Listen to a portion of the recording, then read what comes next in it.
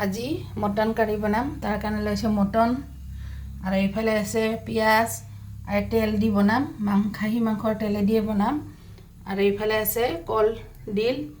অকণমান হালধি নিমখ দি সানি দিছোঁ যাতে ক'লা নহয় হালধি নিমখ দি সানি থৈ দিলে চব্জিটো ক'লা নহয় আৰু দেখিবও সুন্দৰ হয় আৰু ইয়াতে কেঁচা জলকীয়া ৰহুন আদা আৰু পিঁয়াজৰ পেষ্টটো কৰি লৈছোঁ প্ৰথমত মই খাহী মাংসৰ তেলটো দি তেল ওলাই ল'ম আগতে অকণমান সৰিয়হৰ তেল দি দিছোঁ পিঁয়াজ দি দিছোঁ নিমখ দি দিছোঁ যাতে পিঁয়াজটো সোনকালে গলি যায় আৰু ব্ৰাউন কালাৰৰ মই ফ্ৰাই কৰি ল'ম পিঁয়াজটো ব্ৰাউন কালাৰ ফ্ৰাই কৰি লৈছোঁ এতিয়া মটনটো দি দিছোঁ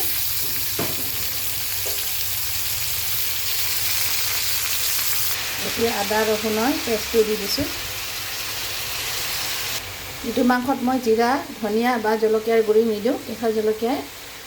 একো নেদাকৈ বনাইছোঁ মই জিৰা ধনিয়া নিদিওঁ এনেকুৱাই বহুত টেষ্ট হয় অকণমান গৰম পানী দি মই মাংসটো ফ্ৰাই কৰি আছোঁ গৰম পানী উতলি আছে এনেকৈ অকণমান গৰম পানী দি মই মাংসটো ভালকৈ সিজাই লওঁ এতিয়া কলডিলটো দি দিছোঁ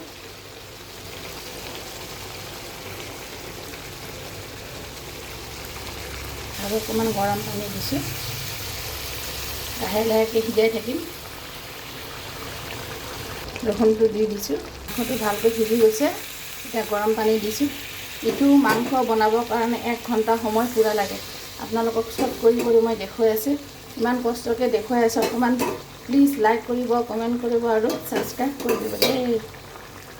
মাংসটো হৈ আহিছে অকণমান গৰম মছলা দি দিছোঁ গোটেইখিনি নিদিওঁ চাওকচোন কিমান ধুনীয়া কালাৰ হৈছে মাংসটো হৈ গ'ল কলডিল দিছোঁ যদিও অকণো ক'লা হোৱা নাই মই কোৱা নিচিনা হালধি আৰু নিমখ লগত আধা ঘণ্টা সময় সানি থৈ দিব কলডিলটো তেতিয়া চব্জি কেতিয়াও ক'লা নহয় মাংস হৈ গ'ল এইয়া কালাৰটো চাওকচোন কিমান ধুনীয়া হৈছে কেনেকুৱা লাগিছে বাই বাই আজি ইয়াতে সমাপ্ত কৰিলোঁ।